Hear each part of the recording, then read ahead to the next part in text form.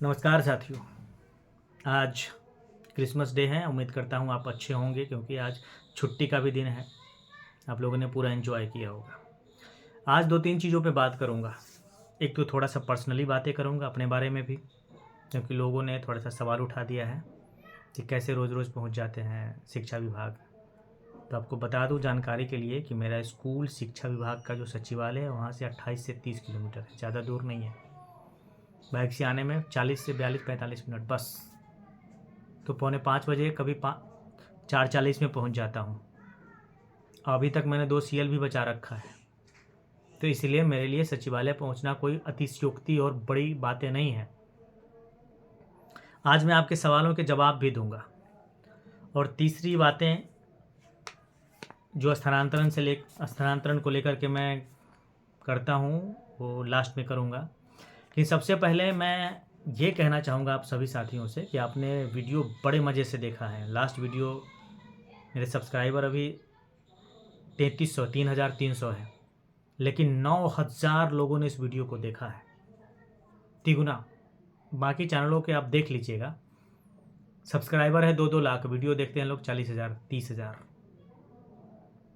ये एक अच्छी चीज़ें हैं और आप लोगों ने विश्वास जताया है मुझ पर, इसके लिए आप लोगों का शुक्रिया, थैंक यू।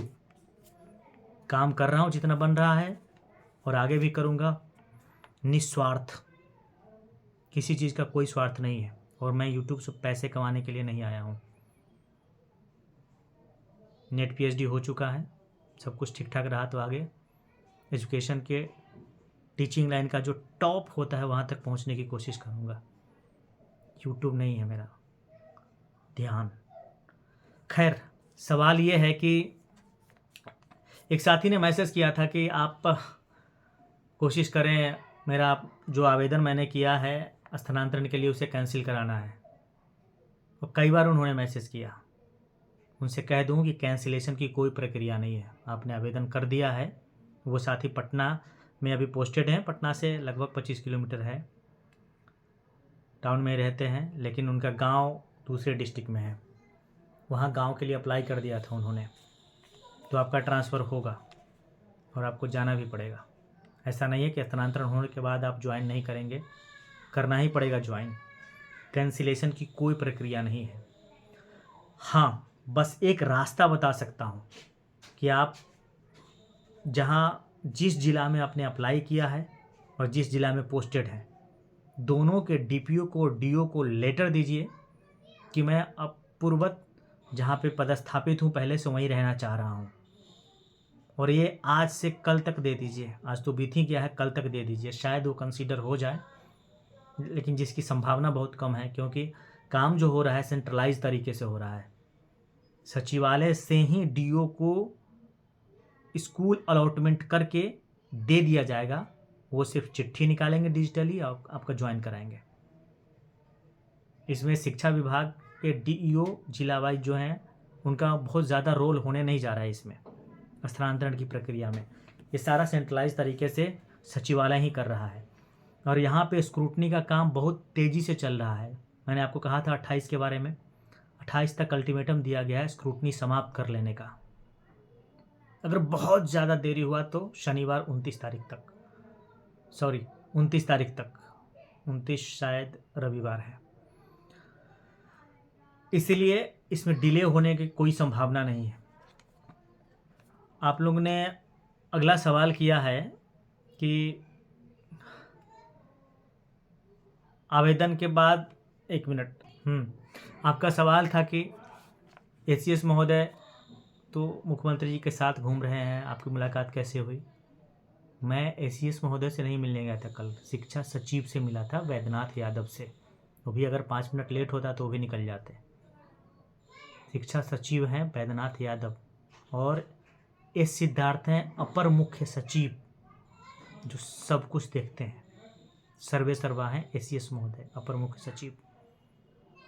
कल वैद्यनाथ यादव जी से मुलाकात हुई थी। और अभी तक मैं आपको जानकारी के लिए बता दूं कि उस वीडियो को सबसे ज़्यादा देखा गया है, कल वाले वीडियो को अभी तक।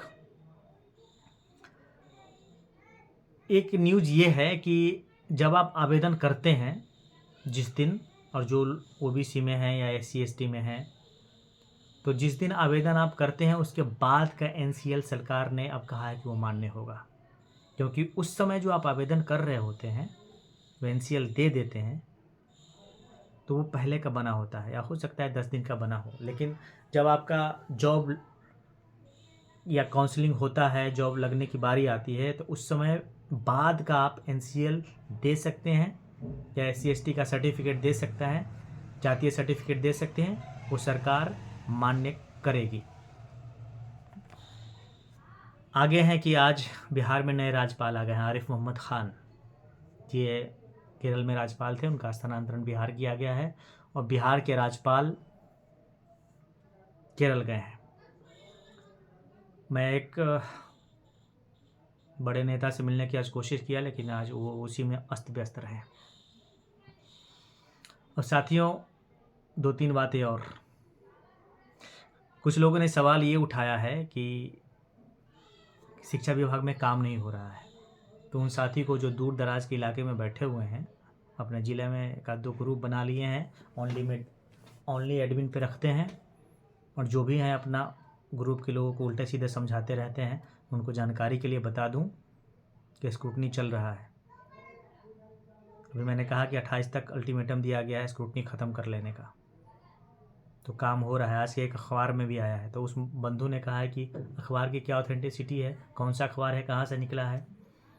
आपके ग्रुप में जो वायरल होता है पेपर कटिंग, तो बहुत सारा जो पेपर कटिंग होता है उसमें डेट नहीं रहता है, लेकिन वो है, चीज़ें हैं, वो किसी न किसी अखबार का ही होता है। कुछ होते हैं फेक, मानता हूँ, लेकिन ज़्यादातर जो सुबह सुबह आपके ग्रुप में आता होगा वो फेक नहीं होते हैं, किसी न किसी अखबार के ही कटिंग होते हैं वो। तो स्क्रूटनी जारी है, और जितने लोग जिला में अलग अलग ग्रुप बनाए हुए हैं, मैं जानता हूँ आपके पास कोई न्यूज़ नहीं होता है, इधर उधर की चीज़ें देख करके पड़ोस रहे हैं लोगों को। यूट्यूब चैनलों के पास भी कोई न्यूज़ नहीं होता है, क्योंकि वो काम क्या कर रहे हैं, उनकी ऑथेंटिसिटी क्या है, किससे बात करते हैं, किस पत्रकार से, कौन जाता है शिक्षा विभाग में, सूत्रों के अनुसार कौन सा सूत्र है भाई तुम्हारा, ज़रा बताओ तो मुझे। मैं तो जब भी जिससे मिला हूँ शिक्षा विभाग में बताया हूँ कि इनसे मिल के गया हूँ, इनसे बात हुई है, या किसी को भेजा हूँ, क्या किसी से फ़ोन कराया हूँ। मैं कुछ भी चीज़ें ऐसे नहीं बोल रहा हूँ, जो भी जितनी बातें कही थी उतनी ही हुआ है। मैं सिंगल आदमी था जो अकेले कह रहा था जुलाई में ही कि स्थानांतरण दिसंबर में होगा तो होगा। निकल गया था फॉर्म, 22 नवंबर तक अप्लाई का डेट था, लेकिन चलिए कोर्ट का प्रोसीजर आया, कुछ लोगों ने, नियोजित साथियों ने कोर्ट में केस किया और डर से शिक्षा विभाग ने वापस लिया।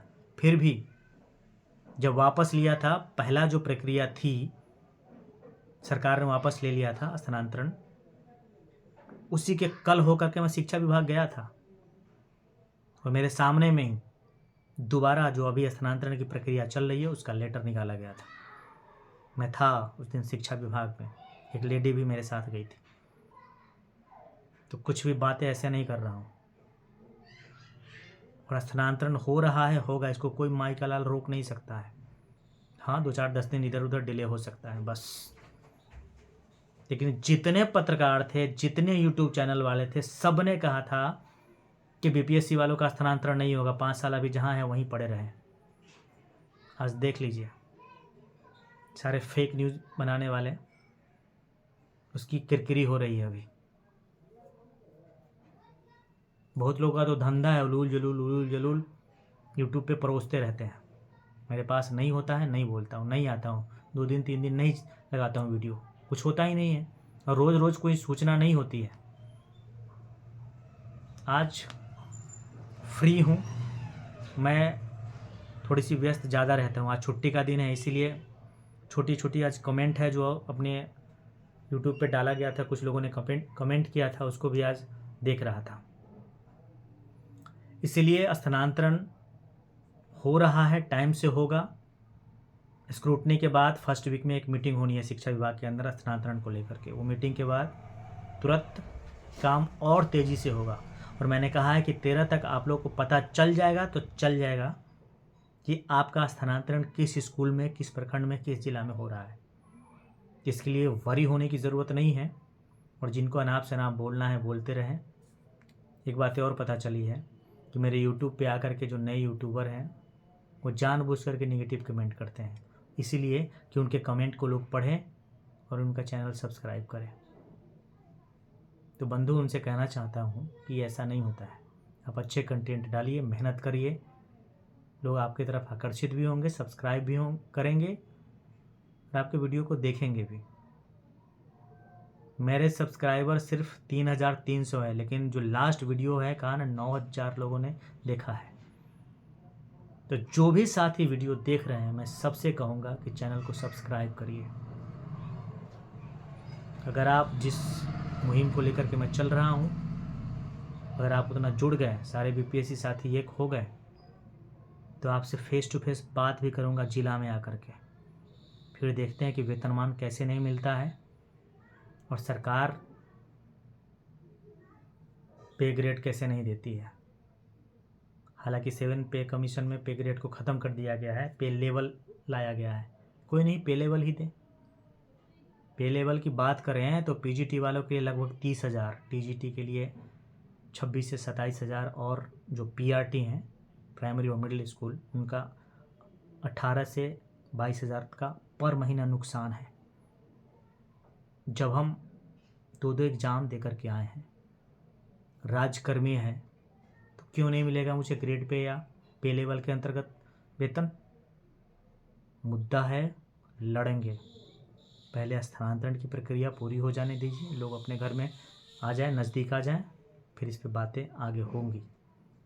इसीलिए मैं कहता हूं बार बार कि सभी बीपीएससी शिक्षक साथियों को जोड़िए। जोड़ना ज़रूरी है, बातें करना ज़रूरी है, चर्चा करना ज़रूरी है, उनको बताना भी ज़रूरी है।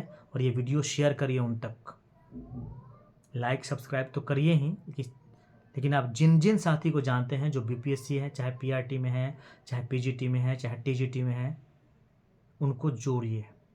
एक साथ आएंगे, मजबूती मिलेगी, ताकत रहेगी, फिर सरकार से टकराएंगे। तब तक आपका प्रोबेशन पीरियड भी ख़त्म हो जाएगा।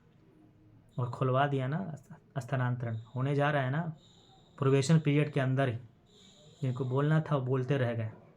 उनको तो मैंने खुला चैलेंज भी दिया था कि जाकर के एसीएस महोदय का एक इंटरव्यू ला के दिखाइए आप। 1 महीना बीतने जा रहा है, कहा था कि 1 महीने के अंदर ला के दिखाइए, नहीं मिला है उनको। खैर, चैनल को लाइक सब्सक्राइब करें और सभी बीपीएससी शिक्षक साथियों तक इसको शेयर करें, उनको जुड़ेंगे वो, मुझे पता है। कोई काम नहीं कर रहा है, सिर्फ खाली पुलाव, इधर की चीज़ उधर, उधर की चीज़ उधर करके न्यूज़ परोस रहे हैं। काम मैं कर रहा हूँ, यहाँ बैठा हुआ हूँ सेंटर में, इसलिए कर पा रहा हूँ। लोग दूसरे ज़िला में काम क्या करेंगे, वो अपनी नौकरी से ही परेशान है। थैंक यू साथी। मैं अशोक क्रांति।